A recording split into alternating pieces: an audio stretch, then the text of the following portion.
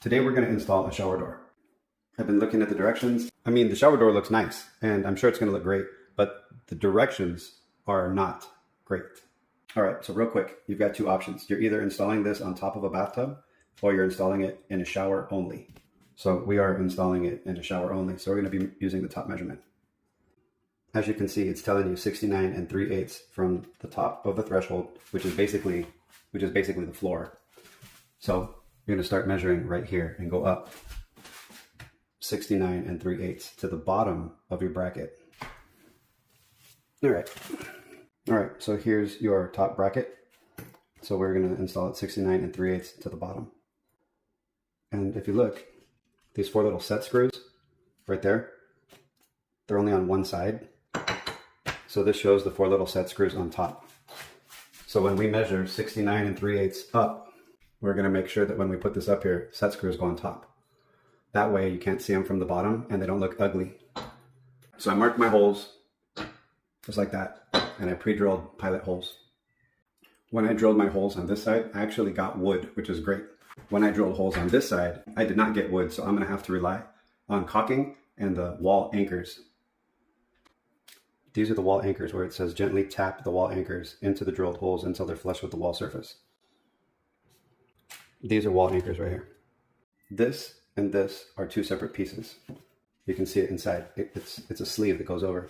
So over here in the picture, it's asking you to take this piece off, just leaving that in the back, right? Just like that. So you're gonna have to loosen these screws and the sleeve will come off. All right. So that's what it's supposed to look like. This you're gonna slide over your rail. This groove on your rail is gonna be facing up because that's where the wheels are gonna roll. So you're gonna put this sleeve over your rail and that's how you're gonna secure this. This is how you're gonna secure it to the bracket. All right, the first problem I find with the directions is that originally it had asked me to measure from the inside of the shower to the inside of the shower. And I cut the headrail from the exact measurement to the exact measurement. The problem is that this is going to be thicker, so you're actually gonna have to reduce the measurement of your headrail. Instructions say to cut your headrail to the exact width between the two walls, but that's not gonna work because you have this. This is gonna go on one side, but it looks like it takes up like 3/8 of an inch. Here's my headrail. When you get ready to make the cut, you're gonna wanna make sure that you have a file to file down the edges and make it smooth. You're gonna wanna have a carbide blade that cuts through aluminum and other types of metals, okay? You could make it happen with a hacksaw, but this is gonna guarantee that it's straight. This is not. Once you've got your headrail up there, you've got your set screws loose on the top. You're gonna have to move the sleeve over and close the gap. These little rubber things are getting in the way of the sleeve, so you're gonna have to take the sleeve back. There you go. That's what it's supposed to look like.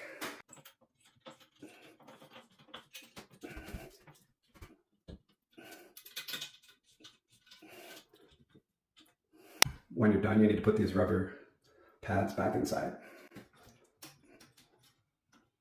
All right. So when you got it in, that's what it's going to look like.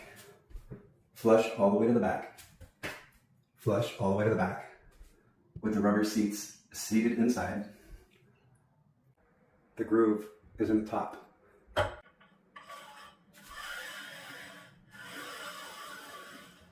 Because that's where the wheel is going to roll.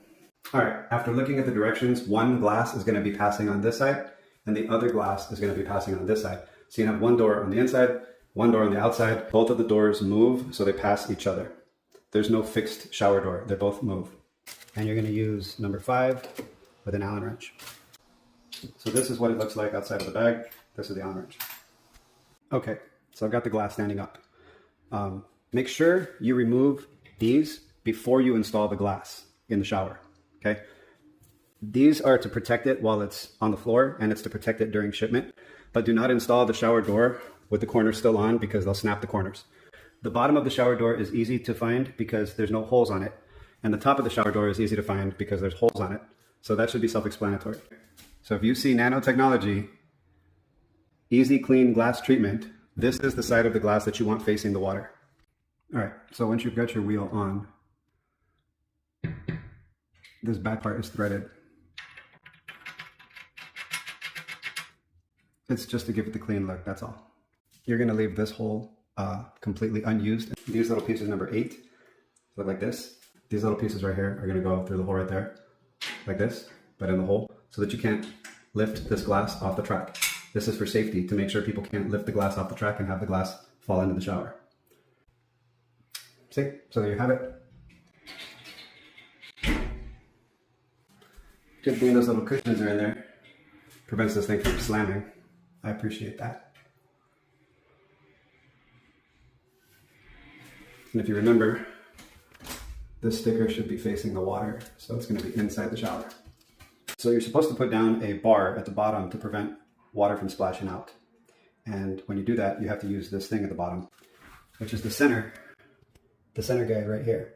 But I don't need it because I actually have a lip to prevent water from leaking out. So that's what this does. I was going to install it anyways, but I don't have enough of a threshold. If you can see, this piece already overhangs my threshold. If I were to use the bar, I would have to actually put it right here and space it, and it would go even further out. So me personally, I'm not going to use the bar because I have almost like a backsplash lip right here to prevent the water from coming out. It forces the water to roll back in.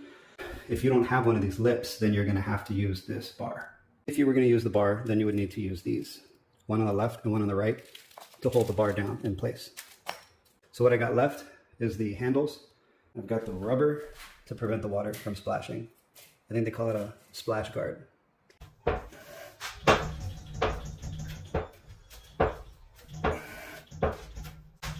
Best if you go back over it, make sure you did a good job. So all 4 of these are the exact same, so it doesn't matter which one you use. It's one for every side. And then this part right here, you're gonna have to mark it with a pencil or something. You're gonna have to pull this out after it's marked, and you're gonna cut it so that this doesn't interfere with the rubber gasket back there. So you're gonna cut it right there. That's all you need.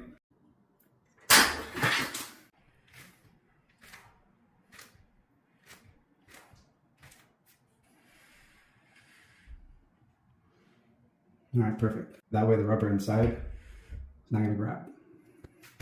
Well, I am very happy with the finished product, and as long as you follow my directions and you have all the pieces, I think you'll do great.